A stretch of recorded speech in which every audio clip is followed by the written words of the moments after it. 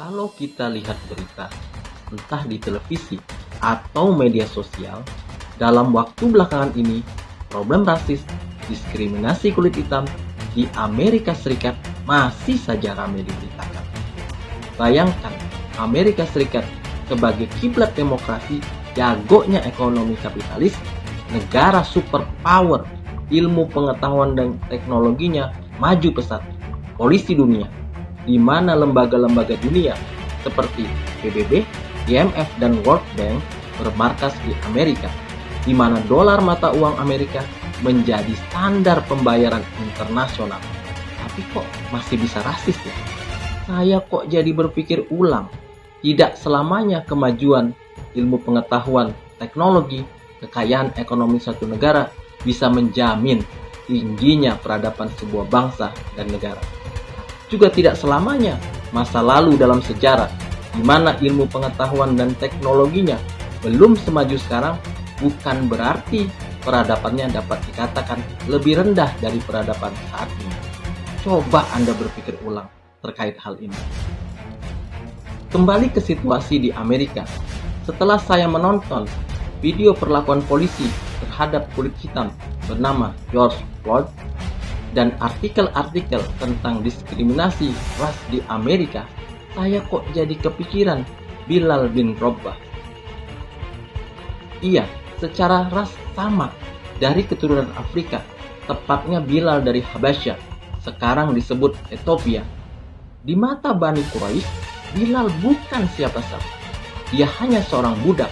Lebih parahnya lagi, ketika masuk Islam, segala penyiksaan, dicambuk, dijemur terik matahari amat panas, bahkan ditindih batu besar, tidak melunturkan akidahnya. Tetap berkata, Ahad, Ahad, sampai dibebaskan oleh Abu Bakar As-Siddiq. Itu gambaran umat Islam di fase Mekah. Masih teraniaya, masih diancam, masih diboikot ekonominya, bahkan pernikahannya pun diboikot. Sungguh ujian yang luar biasa. Namun jarum jam berputar 180 derajat. Ketika di Madinah, ketika Islam mendapat kekuasaan, ketika Rasul memimpin negara, menerapkan aturan Islam secara menyeluruh, baik individu, masyarakat, serta negara, tidak ada perbedaan ras dan warna kulit. Bahkan non-muslim pun dibiarkan memeluk keyakinan dan menjalankan ibadahnya. Bahkan diperlakukan sama dalam bidang hukum muamalah, ekonomi, serta peradilan. Bagaimana dengan Bilal? Beliau mendapat keistimewaan menjadi muadzin Rasulullah, dihormati dan dihargai. Sampai Umar bin Khattab ketika menjabat khalifah berkata, Abu Bakar adalah pemimpin kami dan dialah yang telah memerdekakan pemimpin kami. Maksudnya Bilal. Kenapa ini bisa terjadi?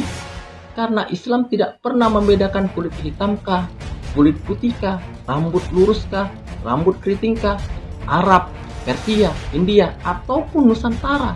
Semua dipandang sama, tidak ada diskriminasi. Karena semua itu adalah ketetapan Sang Pencipta. Qadha Allah Subhanahu wa Ta'ala. Manusia sedikit pun tidak diberikan pilihan. Manusia hanya bisa pasrah dan menerima. Justru yang membedakan adalah ketakwaan. Yang membedakan adalah pemikiran yang Anda gunakan, sistem yang Anda terapkan. Pemikiran sekuler dengan sistem demokrasi kapitaliskah? Pemikiran dan sistem komuniskah? Atau pemikiran dan sistem Islamkah yang Anda terapkan? Saya tantang Anda untuk membuka pikiran, melapangkan hati Anda untuk memilih pemikiran dan sistem terbaik.